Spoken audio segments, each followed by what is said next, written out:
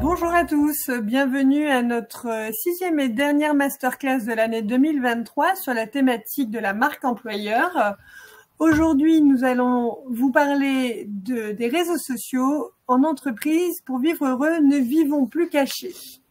Donc, on est parti pour 45 minutes. On a la chance d'avoir parmi nous Florence Escudi, qui est conseillère numérique au sein de la Chambre de commerce. Et on aura comme intervenant extérieur Philippine Rich du cabinet K-Engage et l'entreprise Bioprop qui vont nous rejoindre rapidement.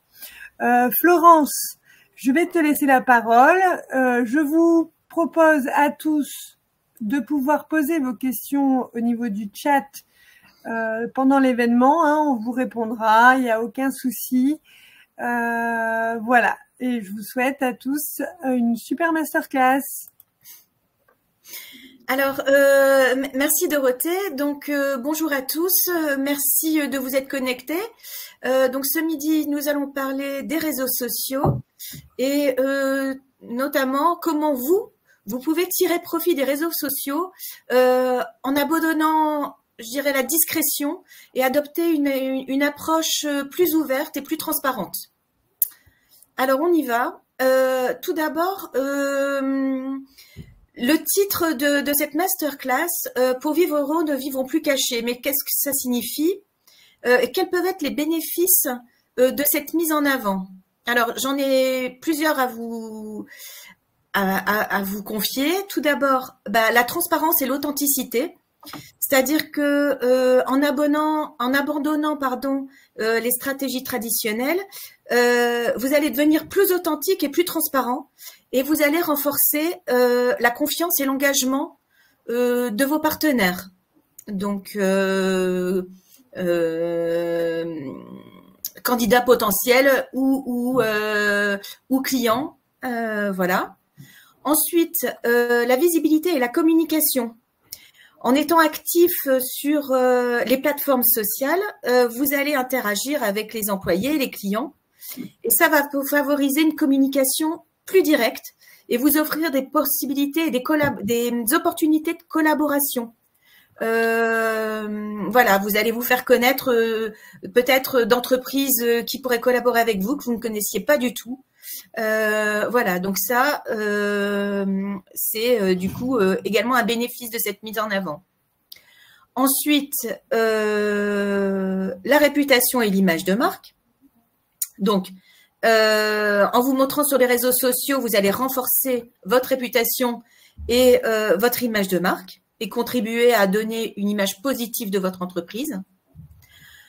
En quatrième point, vous allez engager et partager l'image de votre entreprise. Donc, pareil, vous allez susciter l'engagement des gens autour de vous et ça va faire un petit peu boule de neige et on va parler de vous. Enfin, en montrant que vous vous adaptez aux nouvelles tendances, vous allez aussi montrer une image plus ouverte de votre entreprise et toujours dans cette idée de favoriser l'image de marque de votre entreprise. Alors, voilà. Maintenant qu'on a dit ça, maintenant que on va reparler un petit peu, on va refaire un petit focus rapidement sur l'image de marque et la marque employeur. Donc, la marque employeur, c'est elle va engager votre réputation, l'image et la perception de votre entreprise. Voilà. C'est un outil indispensable qui va vous permettre de recruter, fidéliser et développer les talents et tout simplement faire de la croissance. Donc, j'ai quelques petits exemples à vous montrer, notamment ici, donc on a l'entreprise EY qui utilise les réseaux sociaux par le biais de petites vidéos, où là, en fait, elle met le collaborateur au centre de l'entreprise. Voilà, une petite vidéo avec 1 minute maximum, avec un employé face caméra qui explique pourquoi il travaille dans l'entreprise, quelle est sa qualité de vie, quelles sont les évolutions de carrière qui sont proposées par l'entreprise. voilà, l'idée c'est de montrer le bien-être au travail et une façon également de, voilà, de montrer que l'entreprise met en avant le collaborateur. De la même manière chez Decathlon, ici, ça c'est la page d'accueil du site pour le recrutement, dédié au recrutement. Et là, tout de suite, on annonce la couleur, c'est que c'est la passion du sport avant tout. Donc, c'est une manière pour l'entreprise de dire au candidat qu'il est au bon endroit s'il aime le sport. Voilà, il faut absolument qu'il vienne travailler chez Decathlon. Voilà, donc rapidement, c'est ça la marque employeur, c'est comment rapidement on arrive à savoir, au moins que le candidat arrive à savoir qu'il est au bon endroit par rapport au partage de ses valeurs et s'il a les mêmes que celles de l'entreprise.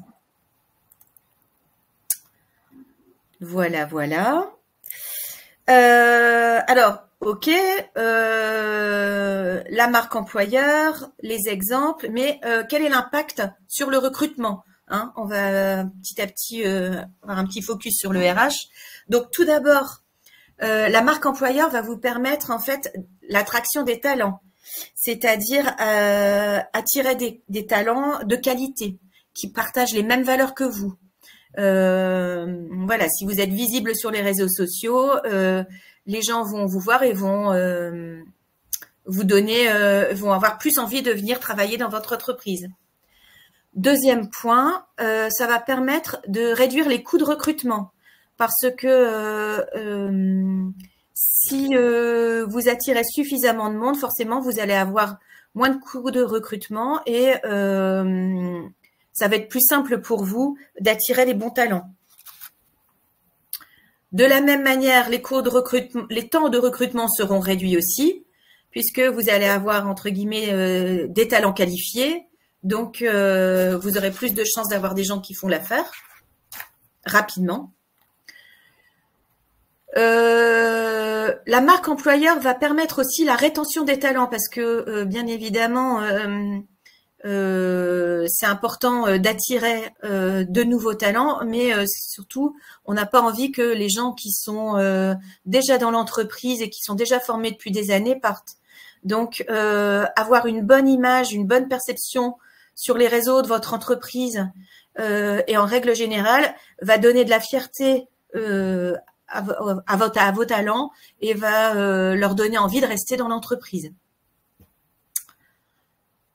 La marque employeur, comme je le disais, ça va aussi être une sélection de candidats qualifiés, donc beaucoup plus simple pour les intégrer pour l'inboard aussi dans l'entreprise. Et enfin, la marque employeur, ça va aussi renforcer votre image à l'extérieur. Voilà, vous allez avoir une bonne réputation comme employeur et ça, c'est très important. Alors, on a parlé de la marque entreprise, l'impact de cette marque entreprise, mais alors pourquoi utiliser les réseaux sociaux? Tout simplement parce que de la même manière que les candidats sont comme les consommateurs aujourd'hui, la plupart des gens vont sur les réseaux sociaux et sur Internet pour se renseigner d'abord. Donc là, c'est pas moi qui le dis, ce sont les chiffres. 82% des demandeurs d'emploi utilisent les réseaux sociaux pour trouver un job. Et côté recruteur, c'est la même chose. 64% font appel aux réseaux sociaux avec en tête LinkedIn. D'où l'importance pour vous d'être actif sur les réseaux et de montrer que vous existez. Alors, je pense que à ce niveau, vous avez compris qu'effectivement, c'était intéressant de se mettre en avant, les bénéfices que vous pouvez en tirer. Mais alors, ça va être, oui, mais ok, mais qu'est-ce que je vais dire sur les réseaux sociaux? Comment je vais communiquer? Alors, tout d'abord, ça passe par l'élaboration d'une stratégie. Identifier vos valeurs, la culture de l'entreprise. Ensuite, définir le public cible et les personas. quel type de candidat vous voulez attirer, quel type de personnes. Et enfin, développer les messages clés avec un storytelling attractif.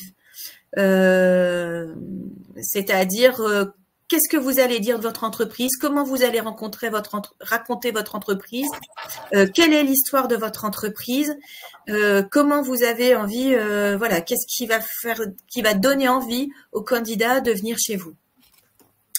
Alors pour ça, vous pouvez vous faire notamment aider par la CCI. Hein, c'est des choses qu'on fait par l'intermédiaire de Booster. Je vous ai mis quelques slides avec quelques exemples d'entreprises qu'on a accompagnées. Ici, voilà, c'était le casier français pour les casiers connectés, où on travaille les valeurs, les cibles. Voilà. Ensuite, ici, c'est aussi un travail sur les cibles avec l'entreprise Titap, qui vend du thé en ligne. C'est une entreprise de e-commerce. Voilà. Alors, comme je le disais, une fois qu'on a élaboré la stratégie, quel type de contenu? Alors là, je vous ai fait toute une liste de contenus que vous pouvez mettre sur les réseaux sociaux. Alors, comme on l'a vu, c'est des témoignages d'employés. Donc, partager les expériences, les réussites et les anecdotes d'employés. Les témoignages personnels, en fait, ils vont humaniser votre entreprise et donner envie aux candidats de candidater, voilà, et de rejoindre votre entreprise. Ensuite, ce qui peut être aussi intéressant, c'est des vidéos sur les coulisses, sachant que aussi tout ce qui est format vidéo a beaucoup plus d'impact au niveau de l'algorithme, notamment de LinkedIn. Donc ça, ça va être des vidéos qui vont avoir beaucoup d'impact et qui vont être beaucoup vues. Voilà, donc montrer un peu comment ça se passe dans l'entreprise, montrer des événements spéciaux, les activités quotidiennes. Ensuite, ce que je vous propose aussi, c'est du contenu, ce qu'on appelle du contenu éducatif. Donc, c'est-à-dire parler de sujets pertinents sur votre industrie et sur votre entreprise qui vont vous permettre de vous positionner comme des experts. Voilà, donc montrer votre savoir-faire pour que le candidat ou l'entreprise partenaire soit rassurée et qu'elle sache que vous savez de quoi vous parlez et voilà, et vous leur donnez envie. Ils sont avec des professionnels. Ensuite, vous pouvez communiquer sur des événements qui ont lieu au sein de l'entreprise ou des programmes de formation. Voilà, ça va montrer l'engagement de l'entreprise et des employés. Ensuite, le storytelling visuel, c'est utiliser des images de qualité ou des infographies qui vont raconter l'histoire de l'entreprise ou les valeurs de l'entreprise. Donc pour ça, vous pouvez faire des petits diaporamas, vous pouvez faire des petits films, voilà. Ensuite, ce qui peut être aussi assez intéressant, c'est du contenu généré par vos employés eux-mêmes, parce que voilà. Enfin, il n'y a rien de mieux, grosso modo, c'est eux qui vont se positionner comme ambassadeurs et qui vont faire aussi la publicité de votre entreprise. Et c'est également des contenus que vous allez aussi pouvoir vous réutiliser sur sur la page LinkedIn de l'entreprise, par exemple. Voilà, des foires aux questions. Donc voilà, les petites sessions de questions-réponses, ça c'est surtout pour susciter l'engagement, pour avoir des échanges avec des candidats ou des entreprises partenaires. En 8e point, je dirais des histoires inspirantes, hein. Donc des histoires sur la progression d'employés. Comment dire, des projets impactants pour l'entreprise qui ont fait que l'entreprise peut-être a basculé, elle a peut-être pris un virage, elle s'est modernisée, voilà, tout ça, ça peut être des choses intéressantes. Et puis, je dirais quel que soit le contenu, toujours avoir une utilisation de formats variés. Donc à la fois des vidéos, des petits sondages, des images, voilà, plein de choses qui vont retenir votre public et le captiver.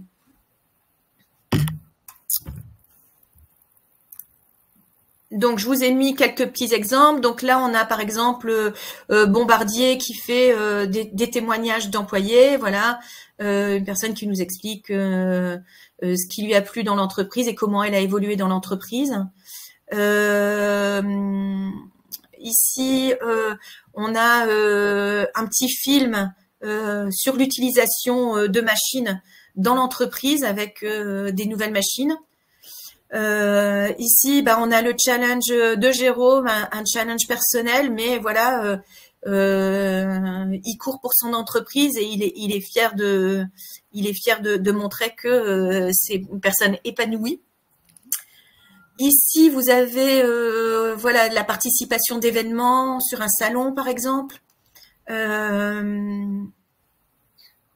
Et là, par exemple, des petites photos ou des actions l'action numéro 6, révéler les talents du territoire. Voilà, ne pas hésiter à lister ses valeurs et à communiquer dessus.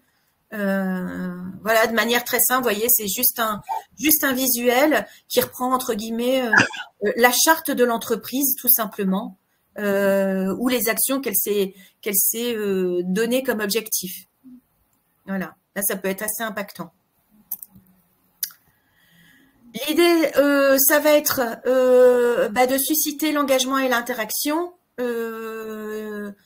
Donc, là, je vous ai mis également des petits exemples, donc avec un petit visuel en posant des questions.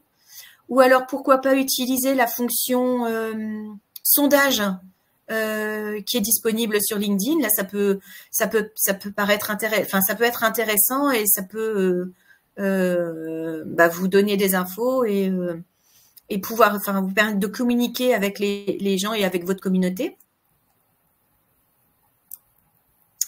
Et je dirais en dernier point, ce qui est surtout important quand vous allez communiquer sur les réseaux sociaux, ça va être de mesurer l'efficacité de vos actions. Donc, ce qui va être intéressant, c'est d'utiliser à la fois, par exemple, Google Analytics pour voir si vous avez plus de visites sur votre site via les réseaux sociaux. Donc là, c'est ce que je vous montre sur la slide. Voilà, c'est le genre de stats que vous pouvez avoir. C'est payant, Google Analytics? Non, c'est gratuit. D'accord. Voilà. Donc, c'est le genre d'infos que vous pouvez avoir. Par exemple, là, c'est le Cross Network. Donc, c'est ce qui permet de voir que les gens sont arrivés parce que vous avez communiqué sur les réseaux sociaux. Ce qui va être intéressant aussi, c'est de regarder justement les statistiques de LinkedIn, voir si votre publication a été likée, etc. Je vous ai mis, non, je vous l'ai pas mis, mais du coup, je vais vous le lister. Voilà un ensemble de petits KPI, c'est-à-dire de données à surveiller, par exemple par rapport à vos publications LinkedIn. Ça va être notamment le nombre de followers sur votre compte, le nombre de likes sur la publication. C'est des choses qui peuvent se faire tout simplement sur un tableau Excel. On regarde la progression et on regarde si les publications qu'on a fait ont été impactantes. Est-ce que c'est mieux de faire des vidéos? Est-ce que c'est mieux de faire des diaporamas? Est-ce que les témoignages des employés ont suscité plus d'intérêt que la vidéo d'un événement? Voilà. Et voilà, c'est comme ça, c'est en allant et en faisant que vous allez finalement progresser sur les réseaux sociaux et adapter au final le type de contenu que vous allez faire. Les valeurs resteront toujours les mêmes parce que c'est vos valeurs, mais vous allez pouvoir adapter comme ça au fur et à mesure le message par le biais de différents formats. Donc, si je résume, et je dirais ce qu'il faut retenir en conseil pratique, c'est que tout d'abord, la première chose à faire, ça va être de développer une stratégie de contenu, bien être au point sur vos valeurs, sur les gens à qui vous vous adressez, sur les personas, les gens que vous avez envie d'attirer à vous. Ensuite, engagez votre audience, c'est-à-dire créer des publications qui vont faire qu'il va y avoir de l'interaction. Mettez en avant des témoignages et des réalisations pour montrer que vous êtes expert, pour montrer votre savoir-faire et donner envie. J'insisterai jamais assez sur la régularité des publications. Il vaut mieux faire une publication par semaine plutôt que d'en faire 3 pendant une semaine et de plus rien faire pendant 3 mois. Au besoin, essayez de vous faire des petits plannings de publication. En plus maintenant, avec LinkedIn notamment, vous pouvez programmer vos publications. Vous faites ça sur un mois. Et au moins vous avez une régularité. Et puis c'est aussi un peu, je dirais, aussi quelque part un peu du respect par rapport à votre communauté. Les gens qui s'engagent et qui vous suivent, ils sont aussi contents d'avoir des nouvelles régulièrement. Voilà. Enfin, utilisez toutes les fonctionnalités de LinkedIn. Tout à l'heure, je vous montrais le sondage. Je trouve que c'est des petites fonctionnalités qui sont sympas. Vous avez aussi la possibilité de créer des articles quand vous maîtrisez véritablement une technique, vous êtes expert dans un domaine, que vous avez des choses à dire. N'hésitez pas à créer des articles. C'est des choses que l'algorithme de LinkedIn met bien en avant. Partagez les coulisses de l'entreprise. Hein, ça, c'est toujours intéressant pour les futurs candidats de voir comment ça va se passer. Se positionner comme expert, on a dit. Utilisez aussi les mots-clés et les hashtags, donc qui sont en rapport avec votre profession, avec votre industrie et avec votre métier. Et bien évidemment, mesurez les performances parce que sinon, vous allez vite avoir l'impression d'être dans le vide et que ce que vous faites sert à pas grand-chose. Donc, c'est important de se fixer des petits objectifs, de se dire ce mois-ci sur les publications, je voudrais au moins une vingtaine de likes, etc. Et au fur et à mesure, essayez d'augmenter vos objectifs pour construire une vraie communication sur les réseaux. Voilà ce que j'avais à distiller comme conseil auprès de vous, entreprise. Voilà, n'hésitez pas, ne vous cachez plus, montrez-vous. Et pour ça, je pense que notamment LinkedIn, c'est un des réseaux, qui va être plutôt assez simple de prise en main et qui va pouvoir aussi vous permettre d'être visible assez rapidement. Merci beaucoup, Florence. Alors, comme Florence nous l'a indiqué, la Chambre de commerce a la possibilité de vous accompagner sur tous ces sujets par le biais de diagnostics vraiment approfondis, aussi bien sur votre partie RH pour savoir quoi communiquer sur les réseaux sociaux et derrière au niveau de la partie numérique sur comment on le fait. Donc, Florence nous a déjà donné quelques billes. Merci beaucoup. J'ai le plaisir maintenant, c'est d'accueillir Philippine. Alors, Philippine a son propre cabinet. Elle est spécialisée dans la marque employeur, Philippine. D'abord, pouvez-vous me présenter un peu votre cabinet ? Bonjour Dorothée, merci. Merci Florence. Donc tout à fait, moi je dirige Key Engage, qui est un cabinet de stratégie employeur. Ça englobe donc la marque employeur, mais pas que. Et on appartient à la communauté d'entreprise RH BATCA, qui est présente dans le Nord depuis une vingtaine d'années. Et on a créé Key Engage il y a un peu moins d'1 an, parce qu'on a vu justement chez nos clients, notamment les PME, la montée en puissance des difficultés de recrutement et de rétention. Et la marque employeur et la stratégie employeur permet d'y répondre. Donc nous, on le fait de 2 manières. on a une offre sur du diagnostic, et puis on accompagne tout au long de la vie de l'entreprise la façon dont ils peuvent construire leur contenu, éditer une stratégie, s'y tenir, et puis surtout épauler les fonctions RH ou communication qui sont en charge de ce sujet supplémentaire qu'est la marque employeur et qui sont déjà bien chargés. Donc voilà pour Key Engage. Je voudrais revenir sur l'importance du diagnostic. Florence, tu en as un peu parlé. En fait, l'erreur que vous pourriez faire quand vous amorcez une stratégie de marque employeur, c'est de sauter cette étape qui est vraiment très importante, parce qu'il faut se dire, alors LinkedIn est le meilleur réseau pour ça, que vous fassiez du B2B ou du B2C. C'est vraiment le meilleur réseau, et pour communiquer auprès de vos clients, vos prospects, vos partenaires, et évidemment de vos potentiels candidats, mais aussi collaborateurs. Et l'étape du diagnostic, elle est très importante parce qu'elle va vous permettre de valider la cohérence de votre image. Et aujourd'hui, et notamment avec les jeunes générations, la pire erreur que vous puissiez faire, c'est de communiquer sur des choses qui n'existent pas tout à fait dans votre entreprise, ou en tout cas avec lesquelles vos collaborateurs ne sont pas en phase, puisque eux aussi vont voir tout ce que vous publiez, et que d'ailleurs la bonne stratégie, c'est de les rendre acteurs et de pouvoir leur donner la possibilité d'être les visages en fait de la promotion de votre entreprise que vous allez faire.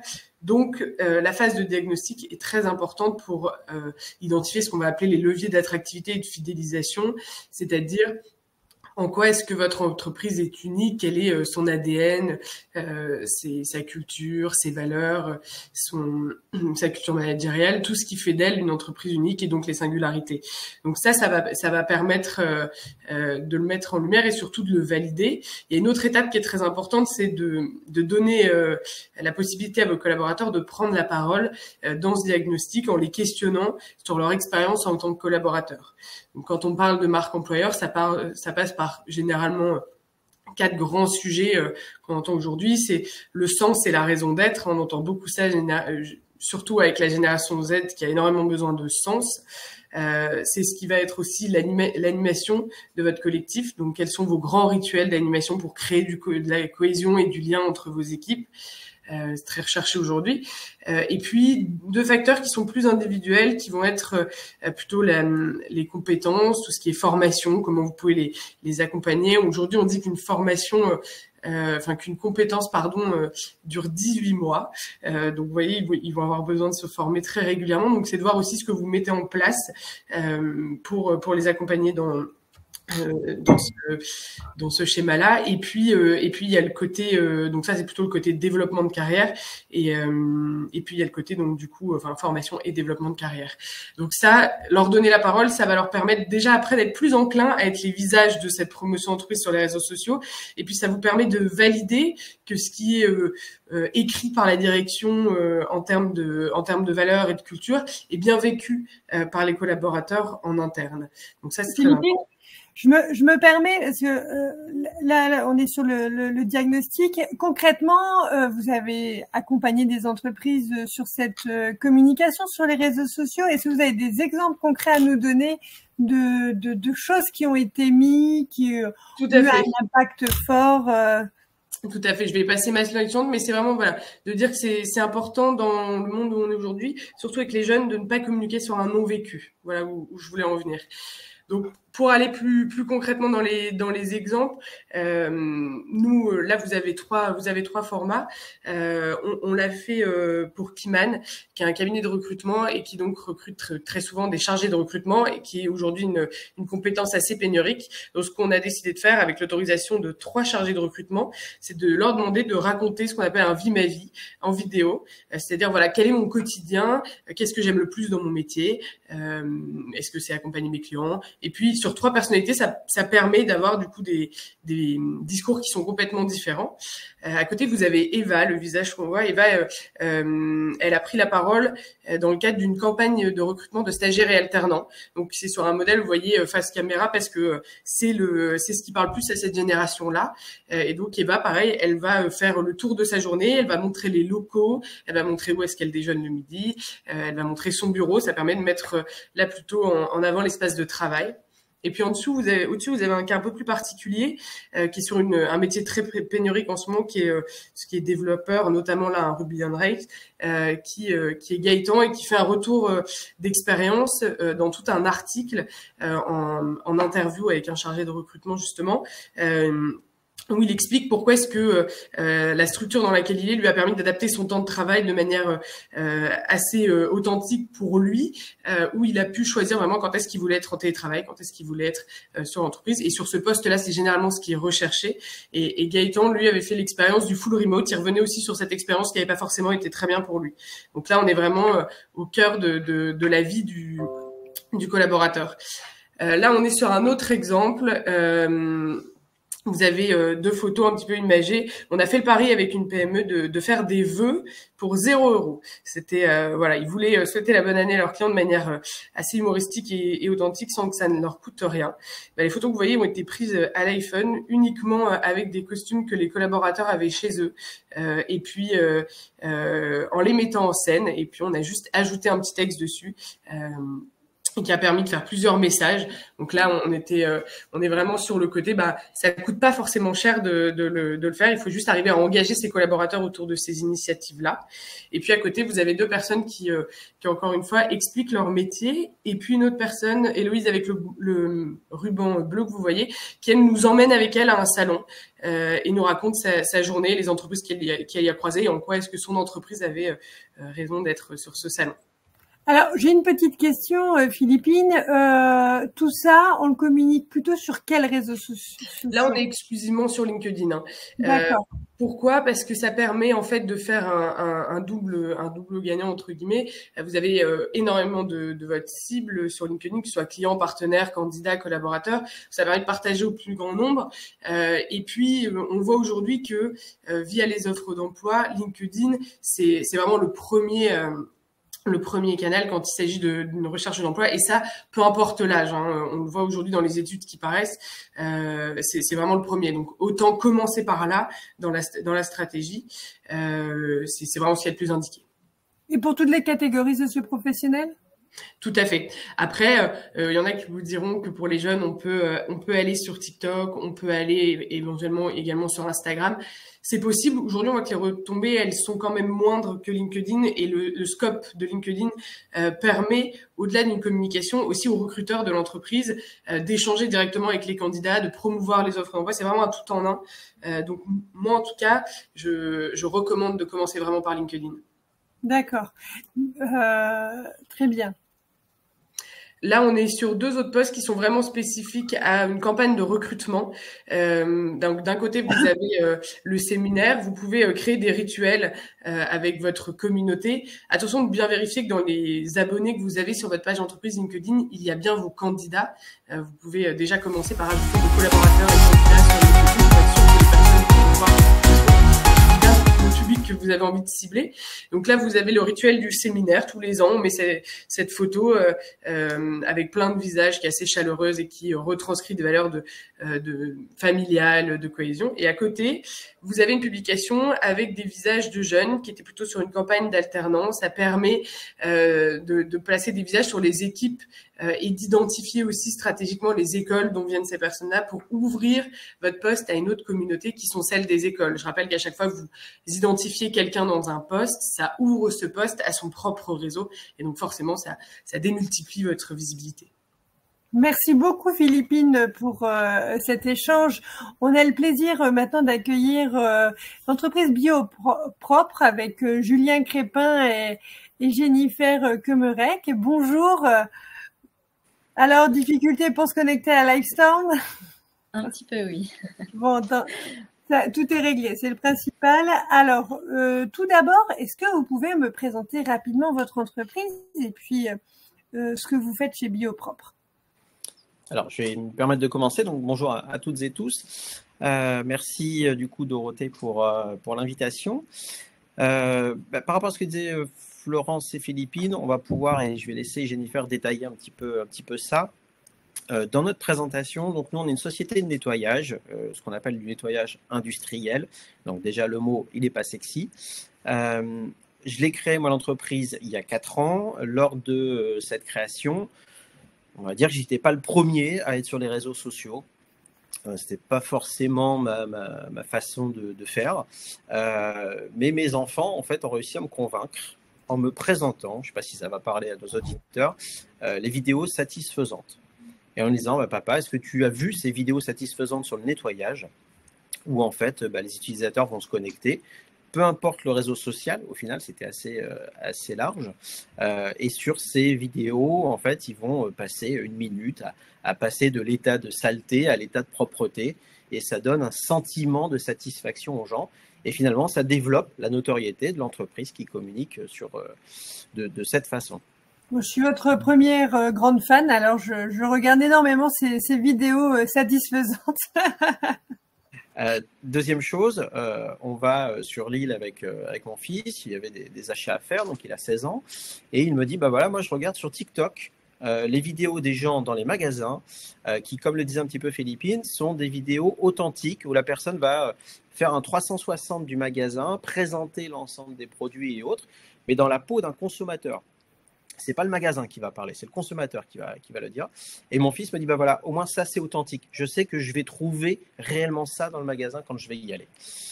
Donc voilà, ces deux exemples-là m'ont fait faire le chemin en fait de me dire, bah, pour pouvoir communiquer sur les réseaux, tant en captation client, mais finalement par effet boule de neige en présentation aussi auprès des salariés. On a pris le parti d'être très présent, de communiquer sur les réseaux sociaux. Jennifer va vous l'expliquer, vous le présenter. Et vraiment, pour rassurer tout le monde, il faut, alors LinkedIn en tête, bien évidemment, c'est vraiment un réseau social bienveillant. Et sur des Instagram ou des TikTok, on va trouver la même bienveillance. C'est-à-dire que les gens vont vraiment être tolérants dans la communication, être enclins. Comme le disait Florence, il faut communiquer régulièrement. Et du coup, bah, pour communiquer régulièrement, on n'a pas toujours le sujet idéal, la vidéo super belle, l'image qui va bien. Mais pour autant, il faut être présent, il faut communiquer régulièrement. Et cette bienveillance fait que finalement, ça va nous encourager à trouver ces moments. Et ça va finalement impliquer toute l'entreprise. Et les collaborateurs vont se prendre au jeu également. Donc, vous êtes une entreprise de combien de salariés à peu près ? Donc, on a 57 salariés, on intervient sur l'Oise, sur la Somme. On est face à des concurrents en fait, qui sont établis depuis 20 ans, 30 ans, à des majors. Donc, on était vraiment le petit poussé dans le nettoyage. Mais les valeurs de l'entreprise sont sur le développement durable, avec des produits bio qui n'ont aucune nocivité pour nos salariés, pour les salariés de nos clients, et pour l'environnement, des bilans CO2 où voilà, on a étudié pour avoir le moins de rejets possible, on est en déplacement en véhicule électrique, on prône le travail en journée pour nos salariés, on estime que nos salariés doivent pouvoir s'occuper de leurs enfants le matin, gérer les devoirs le soir et avoir une vie dans des horaires de bureau. Et finalement, ça va avoir une répercussion d'une meilleure communication avec nos clients, où nos agents vont avoir des interactions avec nos clients et le nettoyage va bondir en termes de qualité et de relations. Donc voilà, on avait ces valeurs-là qui étaient des valeurs très fortes. On a créé notre modèle là-dessus, donc un modèle RSE très poussé. On se dit souvent RSE natif, mais il fallait pouvoir communiquer. Et ça, c'était pas évident. Et les réseaux sociaux vont nous le permettre, et de façon du coup relativement peu chère, puisque l'accès reste assez facile. Et Jennifer va vous en parler, je vais la laisser vous en parler. Oui, merci Jennifer. Jennifer, on avait échangé un peu en amont, vous m'aviez parlé d'offres d'emploi que vous mettiez en avant sur vraiment la thématique RSE, que vous faisiez ressortir ça. C'est ce que j'ai bien compris. Oui, tout à fait. Nous, en fait, on a pris le parti de beaucoup communiquer sur nos valeurs et notamment sur la RSE. Donc, dès l'annonce de recrutement, on va faire transpirer ces valeurs, en fait. Donc, au travers d'une petite introduction qui présente l'entreprise, ça permet au candidat de savoir où est-ce qu'il va aller mettre les pieds, s'il est sensible ou non au côté bio, au côté environnemental, éco-responsable, etc. Donc déjà, dès l'annonce, la personne va pouvoir se dire, bon, ok, ça colle avec mes valeurs, ça beaucoup moins. Et donc, on va avoir des candidats qui vont tout de suite s'intégrer aux valeurs et plus facilement aller dans des nouveaux codes, on va dire, qui ne sont pas forcément traditionnels dans la propreté. Donc, utiliser des produits bio, par exemple, ça ne se fait pas partout. On a un peu ce côté imaginaire qui dit que ça va moins fonctionner, ça sent moins bon, etc. Donc, si déjà ces personnes sont sensibles personnellement, donc nos annonces les touchent un peu plus sur ce côté-ci. Alors, je vous permets, parce que vous êtes arrivé un peu après, vous pouvez défiler vous-même le PowerPoint hein, en cliquant dessus comme ça pour échanger avec nous, ce sera peut-être plus simple. Ok. Donc, du coup, ces annonces, on les retrouve aussi sur les réseaux sociaux avec d'autres publications qui mettent en valeur nos salariés. Donc, là, c'est un exemple de notre fil Instagram, en fait. Donc, on va faire ces annonces de recrutement sur un format un petit peu différent qui va bien pour Instagram, qui est un peu plus visuel. On va faire des présentations de collaborateurs. Donc, on a par exemple notre apprenti RH qui est tout en haut. On va aussi présenter des chantiers, donc les mises en situation de collaborateurs qui vont être sur les différents chantiers. On montre les prestations, on explique comment on est intervenu, ce qu'on a utilisé, etc. Donc, au tout départ, quand moi je suis arrivée, les salariés étaient un petit peu réticents sur ce côté de se montrer un peu sur les réseaux sociaux. Donc, il fallait un petit peu les emmener sur terrain. Et à aujourd'hui, donc, ils sont beaucoup plus à l'aise avec ça. Ils sont même limite demandeurs. Il y en a certains qui me demandent quand est-ce que tu viens prendre les photos sur le chantier. Et on en a d'autres, donc comme l'exemple là qui s'affiche, qui deviennent ambassadeurs et qui me soumettent directement des photos qu'ils ont pris sur leur temps perso. Donc là, c'était un salarié qui venait juste donc d'avoir son véhicule de fonction et qui était très content. Et donc c'était le printemps, il a trouvé ça très joli comme rendu. Donc ça aussi, on le met en avant, on valorise sur nos réseaux ce côté en fait participatif des salariés sur le fait que d'eux-mêmes, ils deviennent ambassadeurs de Biopropre et ils montrent une jolie image de l'entreprise. Là, je pense que c'est l'exemple, les photos que vous prenez directement de vos collaborateurs, c'est ça ?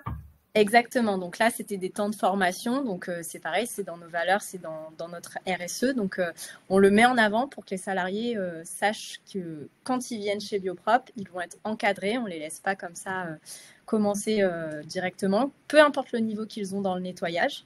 Donc, on est là pour les accompagner, pour leur présenter les documents de sécurité, pour ensuite leur montrer le matériel. Et aussi sur des moments un peu plus informels, on va dire, où là, par exemple, il y avait une publication sur le thème d'Halloween, où pareil, c'est les agents du coup qui deviennent un petit peu nos mannequins et qui se prêtent gentiment au jeu des photos. Merci beaucoup, en tout cas, pour ces échanges. N'hésitez pas, hein, pour ceux qui nous écoutent, à poser vos questions dans le chat. Hein. On est encore là 5 minutes. Merci beaucoup à vous.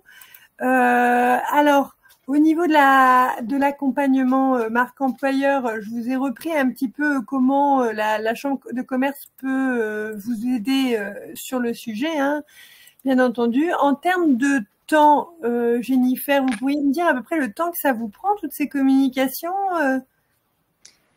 En fait, ça va dépendre du volume de communication qu'on va avoir. On essaye d'être à peu près sur 2 publications par réseau social par semaine. Donc, si c'est sur LinkedIn, par exemple, il va y avoir beaucoup plus de texte. Donc, ça peut me prendre une demi-heure, 3/4 d'heure à construire vraiment mon post. Sur d'autres, ça va être plus spontané, comme par exemple une story Instagram, ça prend quelques secondes en fait. Donc, tout dépend le support, ce qu'on a envie de mettre derrière et le contenu qu'on apporte. Si c'est de la vidéo, c'est pareil, ça va être un petit peu plus long que une simple photo, mais tout est adaptable en fonction du temps qu'on veut y mettre. D'accord. Merci beaucoup. On n'a pas de questions dans le chat aujourd'hui. Pour votre information, donc on va continuer les masterclass sur 2024, toujours sur la thématique de la marque employeur, mais on partira plus sur le volet maintien de l'emploi des seniors et attirer des seniors dans vos entreprises. En tout cas, je vous remercie d'avoir passé ce temps du midi avec nous et je vous souhaite à tous de très belles fêtes de fin d'année.